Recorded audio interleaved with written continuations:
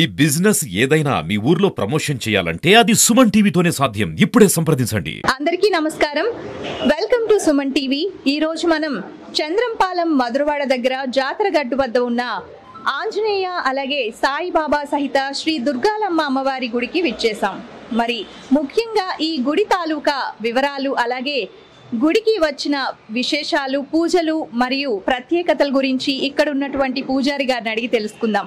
ముఖ్యంగా ఈ అమ్మవారికి ప్రతిరోజు 9 సార్లు ప్రదక్షిణ చేసి ఒక్క కొబ్బరికాయ కొట్టి దండం పెట్టుకుంటే చాలు, మనసులో ఉన్నటువంటి కోరిక ఏదైనా ఈ తల్లి నెరవేరుస్తుంది.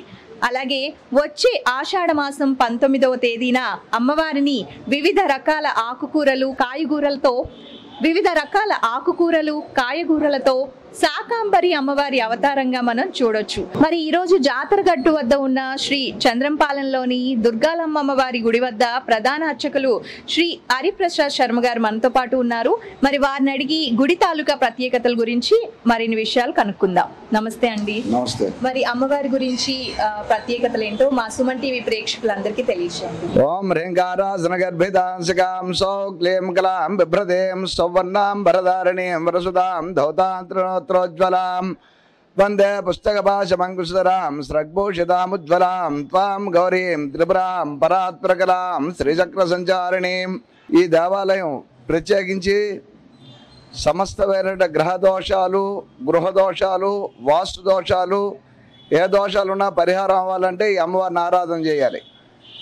సమస్తమైన ఈది బాధలన్నీ నివారింపజేయడానికి ఈ అమ్మవారిని ఆరాధనలు జరుగుతూ ఉంటాయి.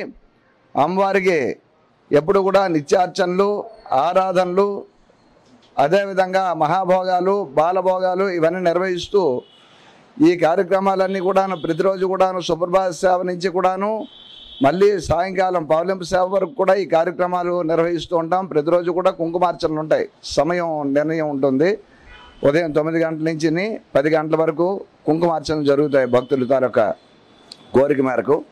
అదేవిధంగా అమ్మవారి తాలూకా నవరాత్రోత్సవాలు, విజయదశమి అంటే శరన్నవరాత్రులు, అమ్మవారి తాలూకా నవరాత్రోత్సవాలు వివిధ అలంకారాలతోటి, దశావతారాలతోటి కూడా అమ్మవారికి ఏమో చక్కగా కూడాను లక్ష కుంకుమార్చన, లక్ష పసుపు కొమ్ముల పూజలు, అదేవిధంగా కూడాను గాజుల పూజలు ఇచ్చేదే అనేక రకాలైన పూజలతోటి అమ్మవారిని ఆరాధించి ఆఖరిని సహస్ర కలశ కుంభాభిషేకాలతోటి అమ్మవారిని శాంతింపజేస్తూ ఉంటాం.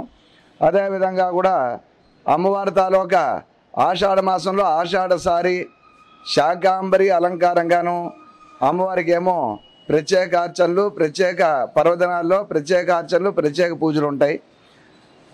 అదేవిధంగా ఉగాదిని పురస్కరించుకొని ఉగాది రోజుని అమ్మవారికి ప్రత్యేకించి అభిషేకాలు, అలంకారాలు, అమ్మవారి తాలూకా ఆరాధనలు ఉంటాయి. అదేవిధంగా ప్రతి శుక్రవారం కూడా కొన్ని వేల మంది జనాలు, భక్తులు ఈ అమ్మవారి చుట్టూ ప్రదక్షిణ చేసి అమ్మవారి తాలూకా అనుగ్రహం పొంది కోరిన కోరికలు తీర్చే కొంగు బంగారంగా విరాజిల్లుతూ ఉంది అమ్మవారు. అమ్మవారి తాలూకా లక్ష్మీదేవి విగ్రహం ఈశాన్యంలోనే ప్రతిష్ఠింపబడి ఉంది. ధనలక్ష్మీదేవిగా సాయంకాలం అమ్మవారేమో పూజలు అందుకుంటుంది. ఈ పూజల్లో కూడా వేలాది మంది భక్తులు పాల్గొని అమ్మవారి తాలూకా ఆశీస్సులు, ధన సంపదలు అమ్మవారు ఏమో అనుగ్రహిస్తూ ఉంటుంది. భక్తులు ఆ సమయంలోనే ఎక్కువగా వచ్చి అమ్మవారిని ఆరాధించి అమ్మవారి తాలూకా అనుగ్రహాన్ని పొందుతూ ఉంటారు.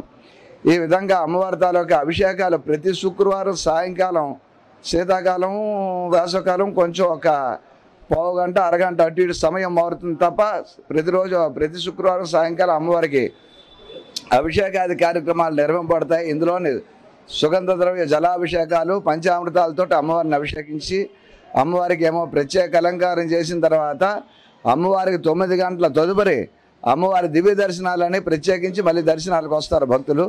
ఆ దర్శనాలు జరుగుతూ ఉంటాయి.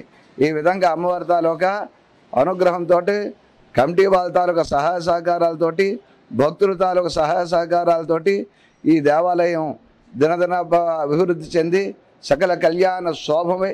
అదేవిధంగా కూడాను అందరు భక్తుల తాలూకు కోరికలు తీర్చే కొంగు బంగారంగా అమ్మవారు విరాజిల్లుతుంది. శుభం భవతు, సర్వం జయతు.